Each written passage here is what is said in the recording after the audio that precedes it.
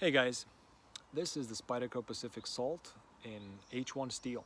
Nowadays you can get the Pacific Salt with a LC200N blade, full flat ground, nice green handle, and the regular Spyderco pocket clip. For some reason I like the looks of this one better, but I am curious about the other one. That's why I got the Siren in LC200N. I've heard a lot of people say on YouTube that H1 does not have great edge holding abilities. Not great, does not have good edge holding abilities. And I've heard people say that S30V is basically a crap steel and that VG10 is no good. I had an opportunity to take this knife with me for 1 month in and around salt water. And not even, I think 8 months before that, before I even knew I was going on that vacation, I bought this knife. For me, the fact that I've heard so many people say H1 does not hold an edge very well was not a deterrent. It was a motivator because I wanted to see for myself. Now, like many others, I'm going to tell you H1 in normal conditions does not rust. In my case, not even the logo here rusted, so rust proof. I'm sure there's something you can do to make this rust, but under normal conditions it won't rust. As for its edge holding abilities, I would say it depends on your standards. The good thing about H1, aside the fact that it won't rust under normal conditions, is the fact that it's very easy to sharpen. You don't need special stones and you don't need a lot of effort. It's very easy to sharpen at a specific edge angle. If you're like me, somebody who likes knives but doesn't actually need them and you're gonna cut the off and on thing with it, you can strop this back to razor sharp. You don't have to put it to stones. Except when you wanna really test it, then you might have to actually put it to stone. However, if you wanna reduce the edge angle even more, like I think this one came with a slightly steeper edge angle, maybe 25, it was a long time ago. Then I reduced it to 20 and now it's at 17 degrees per side. Reducing the edge angle is also very easy because it's not such a abrasion resistant steel. Also, getting a very, very sharp edge is very easy for this steel. Not a lot of effort involved there. And if you leave it wet or in a wet environment or dirty, it probably won't lose that edge. Some other steels, which can rust, will rust at the very apex and they will lose their edge. This one won't. So that is the good thing about H1. Now, I've heard people say that the serrated version holds an edge better because of work sharpening. I didn't look that up. Not very curious about serrations. I don't like them, I don't think they're useful, and I don't want to maintain them.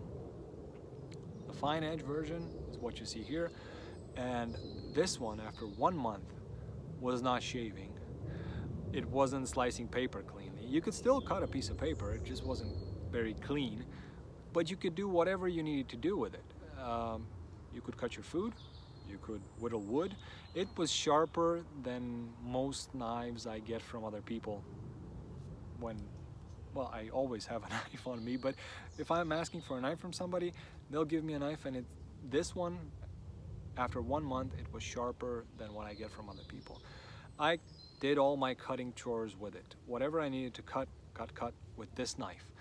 Whether it was, I don't know, cardboard, plastic, fruit, vegetables, all sorts of food, and a lot of green coconuts. I didn't need to cut those, I tested them. And doing that with this knife is not the best idea. It has a very thick rind, and I hurt my fingers a lot just because it bites into it. Then you have to pull it, and I hit the surface on which I was cutting quite often, and my knuckles ended up bleeding. No, it was quite a chore, but the knife did a good job for what it was. Now, if you're gonna use this as an everyday carry knife, if you're a fisherman, you work somewhere out on water and you need it for a lot of tasks, maybe thinning out the grind would not be a bad idea. It would make cutting chores much easier. You wouldn't have to struggle so much with the resistance because this is Sure, it doesn't have a distal taper. It is rather thick. Here, this portion is hollow ground, so that helps a bit, but it is a thick blade. And cutting through materials is made a bit harder by that. However, if you're gonna use this as a diving knife where you don't cut a lot of things underwater, but when you cut something, you want a sharp blade on you, not reducing the grind thickness might not be a bad idea. Maybe you need to cut some very thick rope, it's full of sand, maybe you're gonna hit something, a rock behind it, and then sure, the edge will be more resistant because there's more material there. So I think this knife was very well thought out. The hole is a bit bigger. There is, like I said, no distal taper. The tip is very strong. There is a much more of a drop here than with your Endura models. And the handle is a bit thinner because it doesn't have those metal liners to weigh it down, get in the way, whatever. It's a bit thinner, and the texturing is much more pleasant. This is my Endura. You see the texturing on the Endura. This is nice. In dry conditions, this is nice. This feels very grippy. It doesn't bother you that much. However, if your hands were to be soaking wet from a day full of diving, swimming, and whatever, and you were to grab this, it might hurt your fingers. This one, still grippy and more pleasant to hold once your fingers are really pruny. And on my Endura, I actually made the tip a bit pointier.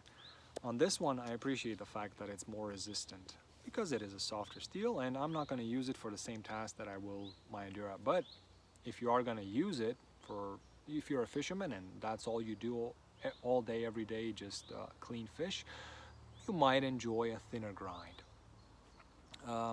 Overall, I like the knife. It is much smoother than my Endura. I'm very particular when it comes to blade play. I do not like side-to-side blade play, and this knife does not have it. I mean, if you really catch it by the tip and wiggle it, you can feel something there, but it's not moving. It's just the blade pushing on the EFRN handle scales. And still, it drops down nicely. And I can flick it open, no problem. The same is not really true for my Endura. I've worked with this knife a lot. I keep it very tight because I don't like that side-to-side blade play. And if I want to close it, I have to shake it a bit more. And I cannot flick it out very well unless I give it a bit of a wrist action. This one is smoother. I like it. And like I said, I carried it for 1 month. It was with me all the time. Swimming, walking around, jogging, whatever I did, I had this knife with me. I cut everything I need to cut. And by the end, I would say it had a decent edge for what I could expect. If I had a small strop with me so that I could strop it, or maybe a small ceramic stone or diamond stone, I could have maintained it razor sharp easily. That is the nice thing about H1, which I liked. And the model, I think, is very well thought out. I think the handle of the Pacific Salt is much more comfortable than the one on the Endura. It gives me a safer grip. And here I can really appreciate the Lanyard Hole, because if you are in and around water, you might want to put a buoy on this. I did, just for fun. Never needed it. When it wasn't on me, it was in my backpack with me.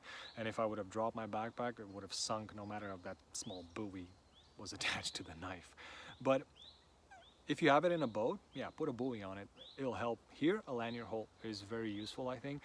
And the way it was made. I don't want to put a deep carry pocket clip in this. If I'm underwater, I don't want a deep carry pocket. I want to be able to grab it. And because it's made with this system, you can feel it, you can grab it quite well. The jimping is less aggressive than with my Endura, and I like that. I never really use knives like this, put my thumb here on the jimping. I've tried that, and it just feels odd to me.